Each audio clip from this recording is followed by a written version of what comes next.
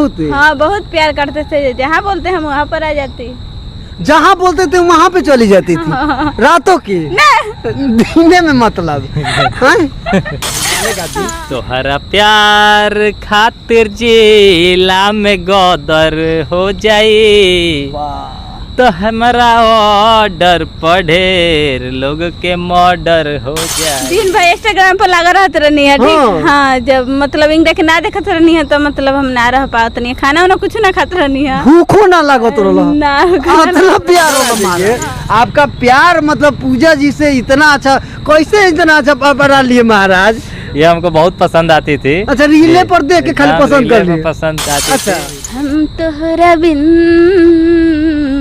जी ना सकीले, जहरिया जुदाई के, जहरिया जुदाई के पी ना सके। सुना लेके भागियो को रही लोग।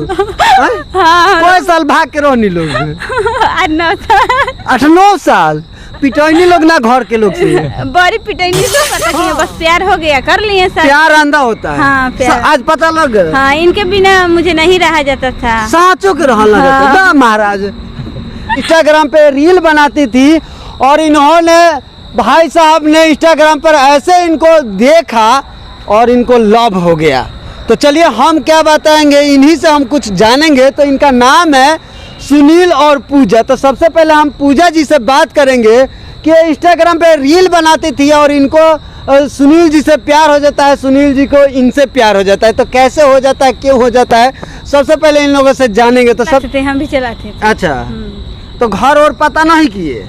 नहीं पता किया, बस प्यार हो गया, कर लिए सर। प्यार अंधा होता है। हाँ, प्यार। आज पता लग गया। हाँ इनके बिना मुझे नहीं रहा जाता था। सांचो के रहन लगा था। बा महाराज इंस्टाग्राम पर लगा रहते रहनी है, ठीक। हाँ जब मतलब इंग देख ना देखत रहनी है तो मतलब हम ना रह पात नहीं, खाना वाना कुछ ना खाते रहनी है, भूखो ना लागत रहला ना मतलब प्यार होला महाराज।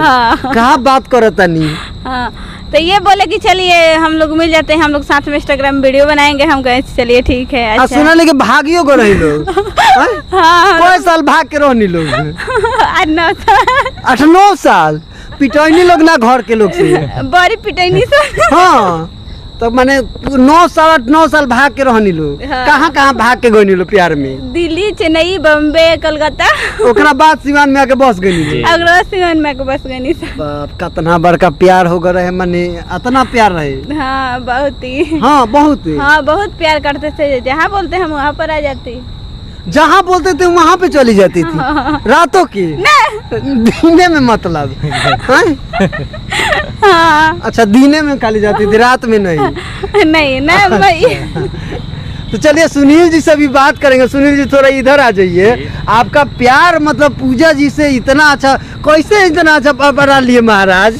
ये हमको बहुत पसंद आती थी। अच्छा रीले पर देख के खाली पसंद कर लिए? पसंद आती अच्छा। थी। इनके गाँव में भी देखे थे। हाँ जी गाँव में भी देखे थे, जाते थे, आते थे, देखते थे, बहुत पसंद आती थी। आपको गोलियाती नहीं थी? नहीं गाली वाली हम लोग में नहीं होता था। अच्छा। ऐसे ही बहुत चाहत था दोनों आदमी में। हाँ। उसके बाद हम लोग साथ में रील्स बनाने लगे। हाँ बा बताई महाराज, इतना सुंदर परी मैंने लेके आ गई, कम बुझता नहीं कहा परी के। ना हम ऐसा ना सोचला नहीं कि इतना सुंदर हमारे पत्नी मिल जाए।